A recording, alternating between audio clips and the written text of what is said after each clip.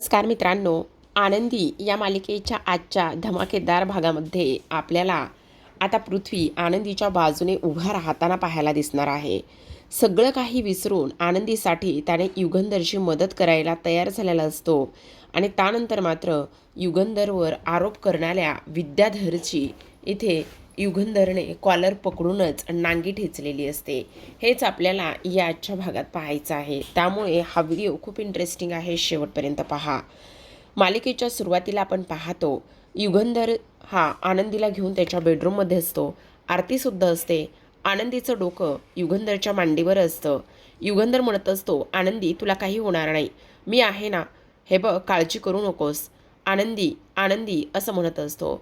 तेव्हा तो आरतीला म्हणत असतो, आरती थोडंसं पाणी घेऊन ये प्लीज. मग ती छायाताईला आवाज देते. दुसरीकडे माई शिल्पाला म्हणू लागतात, अगं शिल्पा, ते मुलं आहेत, तू सुद्धा मुलांसारखं वागायला लागलीस का? मला तर काही ह्या घरात काय चाललंय ना कळतच नाही आहे. आपल्या समिधाचे हे संस्कार मुळीच नाही आहेत. तेवढ्यातच शिर्के त्या गुंडांना पकडण्यासाठी धावतात, पण गुंड मात्र शिर्केंना चकवा देऊन बाहेरून कडी घालून निघून जात असतात. आता शिर्के माई बापूंना म्हणतात, काय करायचं समजतच नाही. गुंडांनी ना बाहेरून कडी लावली. माई बापू बाकीच्यांना आवाज देत असतात. शिर्के जोराजोरात कडी आपटून उघडण्याचा प्रयत्न करत असतात आणि त्यानंतर मात्र कशीबशी ती कडी उघडली जाते. आता इकडे दुसऱ्या बाजूला शिल्पा ही युगंधरकडे जाते आणि तेव्हा ती म्हणत असते, युगंधर, अरे काय तुझी अवस्था झाली आहे? हे बघ तू किती दमलायस. उठ बरं, जा पटकन जाऊन फ्रेश हो आणि तो कुर्ता बदलून घे. तुझ्या कुर्त्यावर थोडंसं पाणी सांडलंय. तेव्हा युगंधर म्हणत असतो, अगं ताई काय बोलतेस तू हे?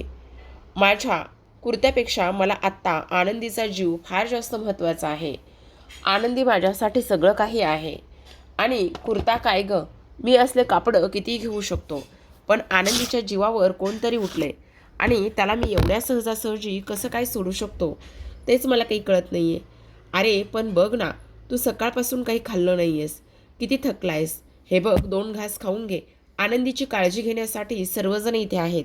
अरे मलासुद्धा आनंदीची काळजी आहे ना, तू नको बरं काळजी करूस, असं युगंधर म्हणू लागतो. तेव्हा शिल्पा म्हणत असते, हे बघ युगंधर, ऐकून घे माझं. पण तेव्हा मात्र युगंधर म्हणत असतो, नाही ताई, जी लोक आनंदीच्या इथे जीवावर उठलेले आहेत त्यांना हा युगंधर आता सोडत नसतो. ज्यांनी कोणी आनंदीचा श्वास रोखण्याचा प्रयत्न केला, आता इथे युगंधर त्यांना त्याचा एक एक श्वास मोजायला भाग पाडणार आहे. ज्याने कोणी बी हे केले ना ताई, त्याला अजून युगंधर निंबाळकर काय आहे ना, ही गोष्ट मुळीच माहिती नाही आहे आणि त्यामुळेच त्याने ह्या सर्व गोष्टी करण्याची एवढी मोठी हिंमत दाखवली आहे.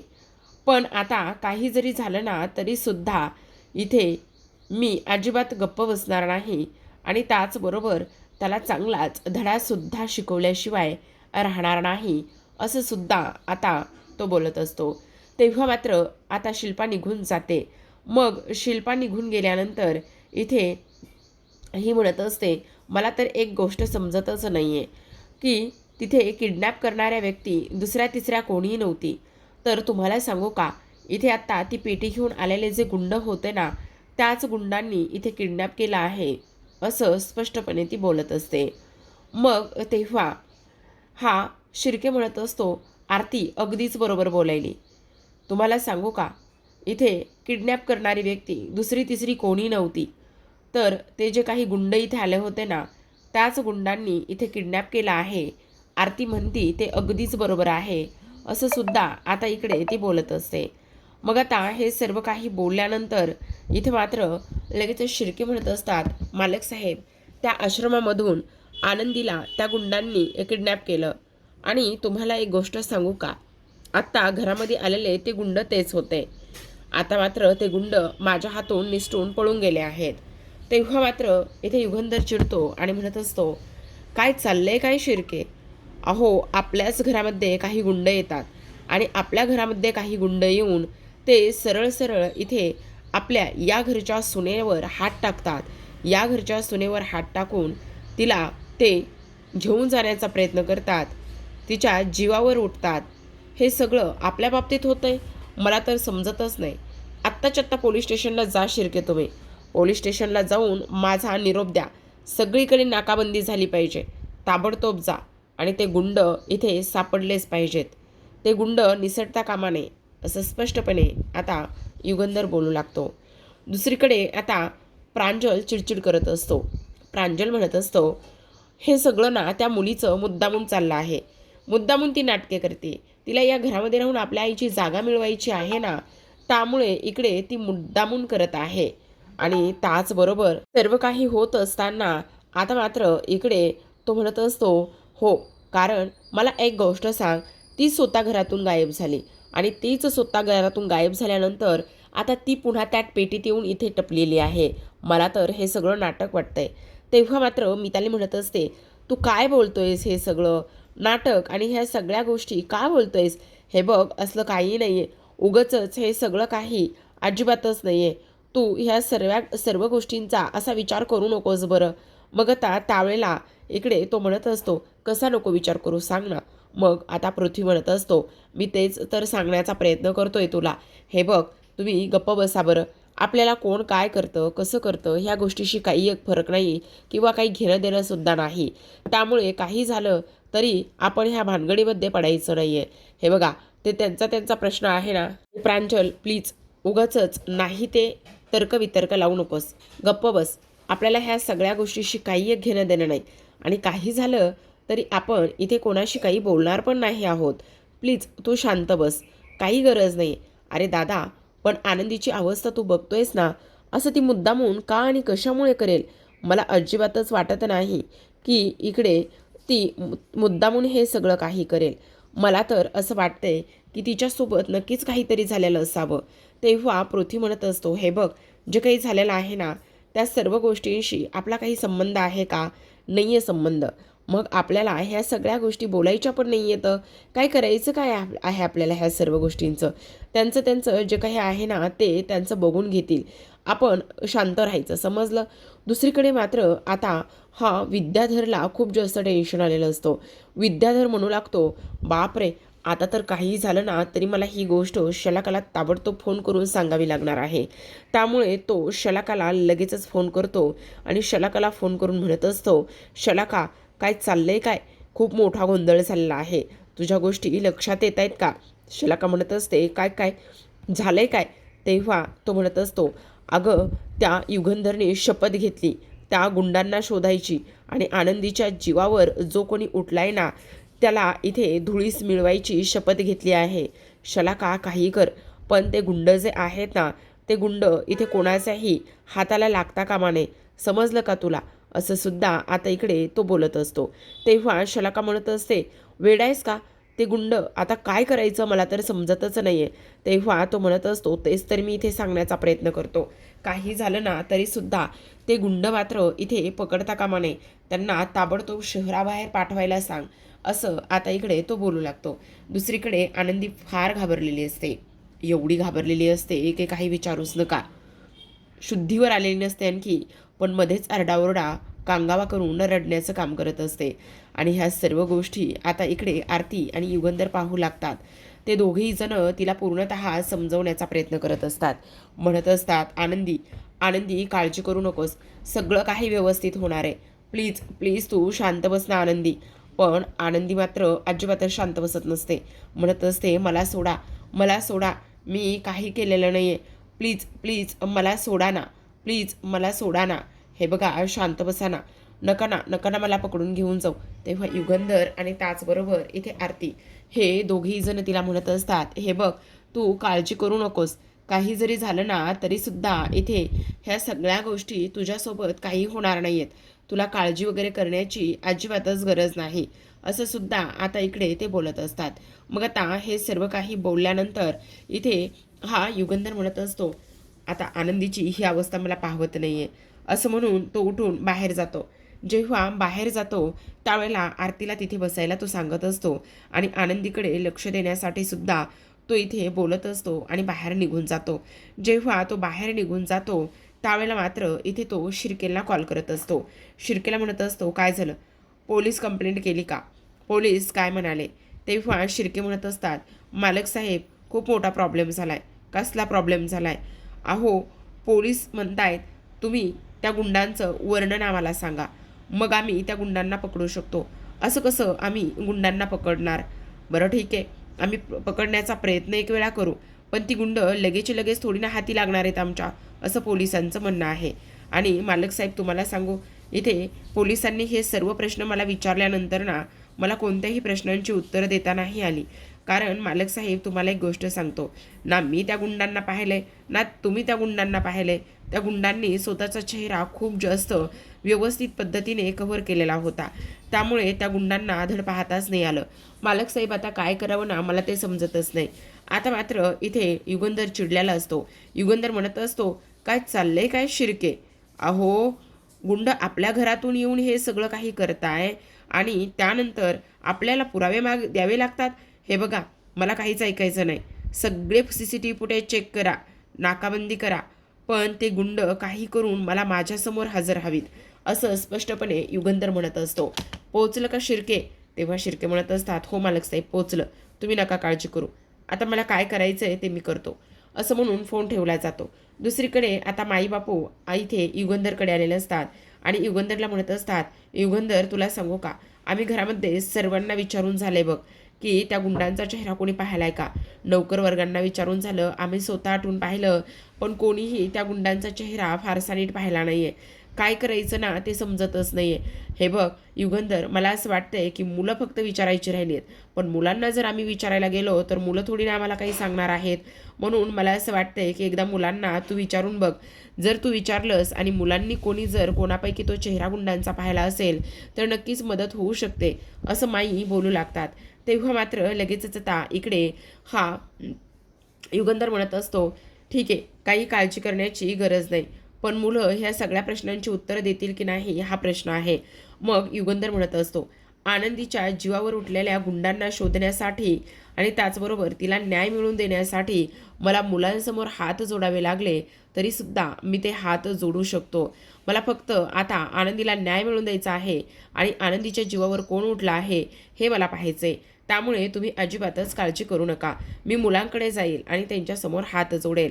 आता मात्र इकडे पृथ्वी म्हणत असतो, हे आपल्या आईचे संस्कार मुळीच नाही आहेत. आणखी एक महत्त्वाची गोष्ट, हे बघ, एक माणूस म्हणून तिच्यासोबत आनंदीसोबत ज्या काही गोष्टी झाल्यात ना त्या खूप जास्त विचित्र आहेत आणि मला नाही वाटत की इथे आनंदी ह्या सगळ्या गोष्टींचं नाटक करते आणि आनंदी ह्या सगळ्या गोष्टींचं नाटक करून इथे ती कोणाची सहानुभूती मिळवण्याचा प्रयत्न करते.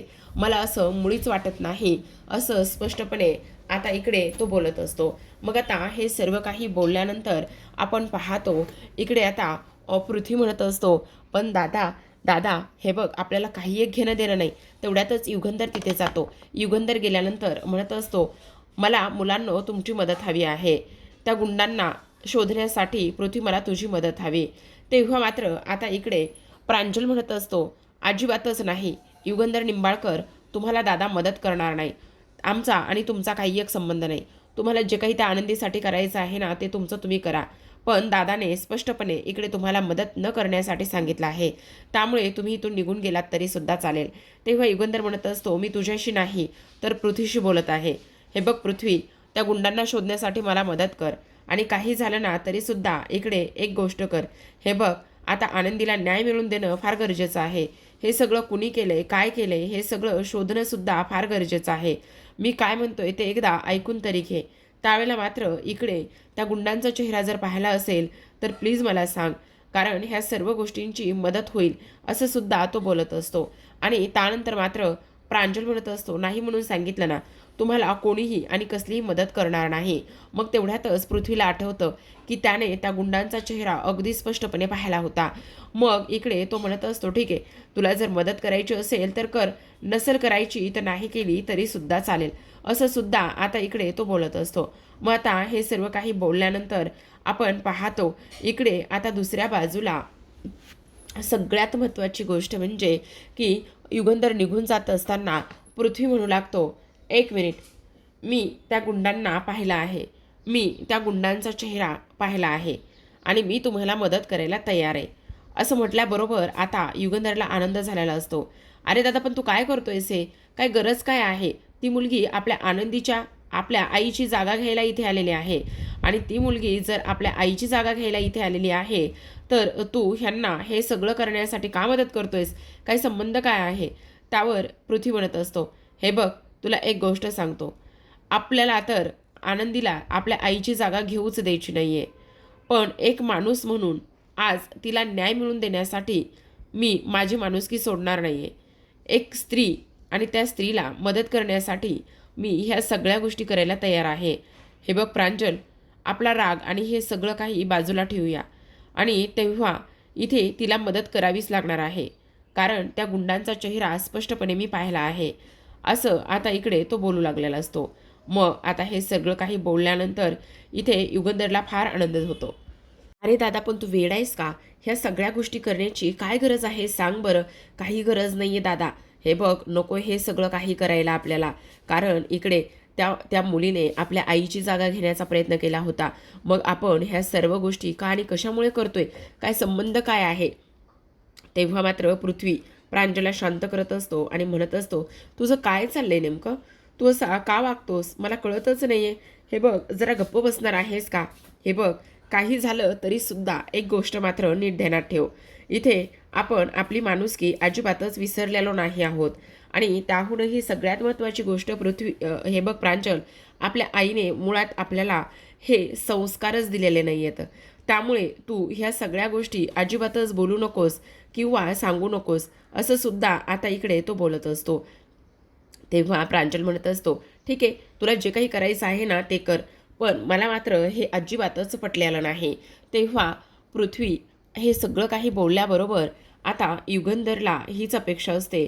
युगंधर त्याला म्हणत असतो, खरंच अगदी मनापासून थँक्यू. आज तू जे काही हे वागलायस ना, त्या सगळ्या गोष्टीमुळे मला मात्र फार आनंद झाला आहे, असं सुद्धा आता इकडे ते बोलत असतात. मग आता हे सर्व काही बोलल्यानंतर आपण पाहतो इकडे पृथ्वी आता हा आनंदीच्या गुंडांना शोधण्यासाठी निघालेला असतो. मग इकडे युगंधर म्हणत असतो, ठीक आहे, तू पोलीस स्टेशनला जा आणि पोलीस स्टेशनला जाऊन ना तू इथे पाहिलेल्या गुंडांचं वर्णन त्यांना सांग, ठीक आहे? तेव्हा तो म्हणत असतो, ठीक आहे, तुम्ही नका काळजी करू, मी जाईल इकडे पोलीस स्टेशनमध्ये. आता हा विद्याधर चोंबडेपणा करायला लगेचच तिथे आलेला असतो. जेव्हा तो तिथे येतो त्यावेळेला मात्र तो म्हणत असतो, वा वा वा वा वा वा पृथ्वी, काय तुझा इकडे ब्रेन वॉश केला आहे रे तुझ्या बापानं. काय बोलायचं काय तुला? तेव्हा तो म्हणत असतो, म्हणजे मला नाही समजलं तुला काय म्हणायचं आहे तर. अरे काय म्हणायचं आहे ह्या सगळ्या गोष्टी तुला नाही समजल्या? मला एक गोष्ट सांग, काय उत्तर काय देणार आहेस र तू समिधा वहिनींना? अरे तो युगंधर निंबाळकर इथे आनंदीसाठी ह्या सगळ्या गोष्टी करतोय आणि हे जर समिधा वहिनीला समजलं तर काय होईल? काय वाटेल त्या बाईला? तुला कळत नाही का रे? आणि त्याचबरोबर तू आता आनंदीसाठी हे सगळं काही करतोयस? अरे काका, हे बघ, त्या गुंडांना मी पाहिलं आहे आणि मदत करणं हे माझं कर्तव्य आहे, म्हणूनच मी ह्या सगळ्या गोष्टी करतोय. बस एवढंच त्याला कारण आहे, याच्या पलीकडे काहीही नाही. अरे ते काहीही कारण असू दे, पण मला मात्र हे अजिबातच पटलेलं नाही आहे. हे बघ काका, आत्ता पोलीस स्टेशनला जाणं फार गरजेचं आहे. नाही, तू जर म्हणत असलास तर मी येईल तुझ्यासोबत पोलीस स्टेशनला आणि मी सुद्धा येईल की करायला मदत तुला, असं तो मुद्दामच बोलत असतो. तेव्हा प्रांजल म्हणत असतो, वा काका, तू सुद्धा ह्याच्याबरोबर सामील झालायस का? काय बोलायचं आता तुला? असं इकडे आता तो बोलत असतो. आणि तेव्हा मात्र इथे पृथ्वी म्हणत असतो, मला इथे काहीच करायचं नाही आहे. खरं तर मी ना इथे माणुसकी सोडलेली नाही आहे. माणुसकीच्या नात्याने मी ह्या सगळ्या गोष्टी करतोय, बस याच्या पलीकडे काहीही नाही, समजलं? असं म्हटल्याबरोबर आता विद्याधरचा हा प्लॅन पूर्ण फ्लॉप झालेला असतो. दुसरीकडे माई बापू आनंदीच्या बाजूला बसलेले असतात. आरतीसुद्धा तिथे असते. मग आनंदीला आता शुद्ध यायला सुरुवात होते. जेव्हा आनंदीला शुद्ध येते तेव्हा आरती म्हणत असते, हे बघ आनंदी, मला तुला जे काही आठवतं आहे ना ते सगळं सांग ना प्लीज. तेव्हा ती म्हणत असते, म्हणजे काय सांगू? अगं मी ना तिथे तो फॉर्म सबमिट करायला गेले होते. मी जेव्हा फॉर्म सबमिट करायला गेलते तेव्हा तुझ्याबरोबर तिथे खोलीमध्ये काय झालं ते सांग ना. तेव्हा मात्र इथे आता ही आनंदी म्हणत असते, अगं आरतीताई, तुला एक गोष्ट सांगू का? हे बघ, जेव्हा तू तिथून निघून गेलीस ना, मी आंघोळीला चालले होते, पण तेवढ्यातच 2 माणसं कोणीतरी आले. मी त्यांना विचारण्याचा प्रयत्न केला, पण त्यांनी मला ताबडतोब इथे तोंडावरती पट्टी लावली आणि मला तिथून गायब केलं. तिथून पुढं मी इथे कशी आली, काय आले, हे मला अजिबातच माहिती नाही आहे. ह्या सगळ्या गोष्टी घडल्या आहेत. आता हे सगळं कसं घडलंय, काय घडलंय, हे सुद्धा मला कळायला मार्गच नाही आहे. तेव्हा माई आणि बापू म्हणत असतात, आनंदी बघितलंस, तू अजिबात काळजी करू नकोस. तू आता आपल्या घरी आहेस. तू आता सेफ आहेस. तुला काळजी वगैरे करण्याची अजिबातच गरज नाही आहे. आनंदी, तू ह्या घरापासून पळण्याचा प्रयत्न करत होतीस, पण तू ह्या घरची लक्ष्मी आहेस. आज तरी हे सिद्ध झाले ना आनंदी. हे बघ, हे घर तुझं आहे आणि कायम तुझंच राहणार आहे. तू अजिबात काळजी करू नकोस आनंदी. अगं, नियतीचा खेळ बघ ना. तू हे घर सोडून निघून गेलीस, पण नियतीच्या खेळाने मात्र पुन्हा पुन्हा सुद्धा तुला याच घरामध्ये आणलं आहे. ही गोष्ट मात्र तू कधीच विसरू नकोस आनंदी, असं माई बापू म्हणत असतात. दुसरीकडे मात्र विद्याधर घाबरलेला असतो आणि त्यानंतर त्याने शलाकाला कॉल केलेला असतो. आता शलाकाला कॉल करून तो म्हणत असतो, अगं शलाका, अगं शलाका, खूप मोठा राडा झाला आहे, कळतंय का तुला? अगं, त्या पृथ्वीने त्या गुंडांचा चेहरा पाहिला आहे आणि त्या गुंडांचा चेहरा पाहिल्यानंतर आता तो पृथ्वी पोलीस स्टेशनमध्ये निघालेला आहे. त्याला पोलीस स्टेशनमध्ये जाऊन त्या गुंडाचं वर्णन करायचं आहे. शलाका, मी काय सांगतो ते ऐक. काही जरी झालं तरीसुद्धा ते गुंड गुंड इथे सापडता कामा नये आणि त्याहूनही सगळ्यात महत्त्वाची गोष्ट म्हणजे एकही गुंड आता इकडे हाती लागता कामा नये. येते का ध्यानात तुझ्या शलाका? तेव्हा मात्र शलाका म्हणत असते, हे बघ, शांत बस विद्याधर. आणि असं कसा ते गुंड इथे पाहिलेत कोणी? तू काय करत होतास? तुला कळत नाही का काय चाललं, काय होतं तिकडे? त्यावेळेला तो म्हणत असतो, शलाका, आत्ता मी काय सांगतोय ते तू नीट ऐक. काही जरी झालं ना तरीसुद्धा आपल्याला मात्र इकडे त्या गुंडांना इथे लपूनच ठेवावं लागणार आहे, असं आता इकडे तो बोलत असतो. तेव्हा काय करायचं ते बघ शलाका, असं सांगितल्याबरोबर शलाका म्हणत असते, ठीक आहे, आता बघ, त्या पृथ्वीबरोबर मी पोलीस स्टेशनला जातो. त्या पृथ्वीला असं पोलीस स्टेशन इथे फिरवतो ना की त्याला काही झालं तरीसुद्धा पोलीस स्टेशनचा रस्ता पाहण्यासाठी पुन्हा तो म्हटला नाही पाहिजे, असं म्हणत असतो. तेवढ्यातच पृथ्वी येतो आणि पृथ्वी म्हणत असतो, काय झालं काका, निघायचं ना आपल्याला? अरे हो हो, निघायचं आहे ना, तुझीच तर वाट बघत होतो. चल, जायचं आहे आपल्याला पोलीस स्टेशनला, असं म्हणून आता लगेचच तो इकडे पोलीस स्टेशनला जायला निघालेला असतो. पण आता तो पोलीस स्टेशनला जाणार नाही याची काळजी मात्र विद्याधर घेऊ लागलेला असतो. तर आता प्रेक्षकांनो, आजच्या भागात एवढंच.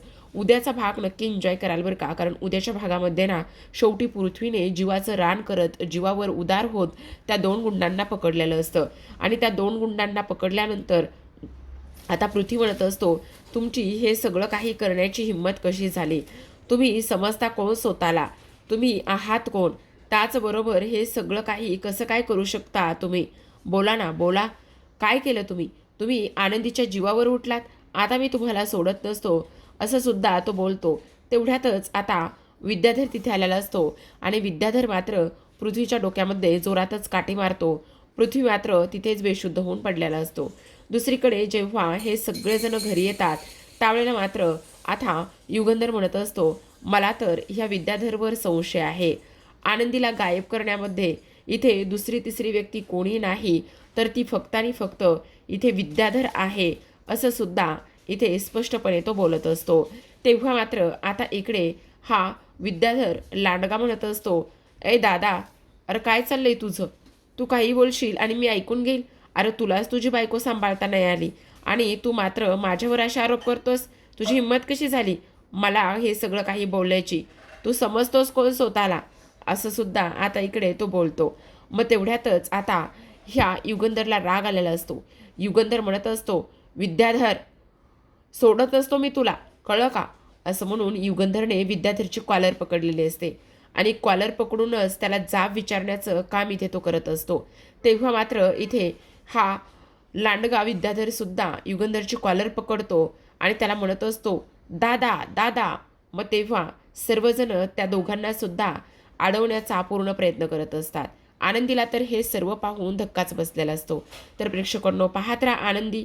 भेटूया उद्याच्या भागामध्ये. तोपर्यंत धन्यवाद.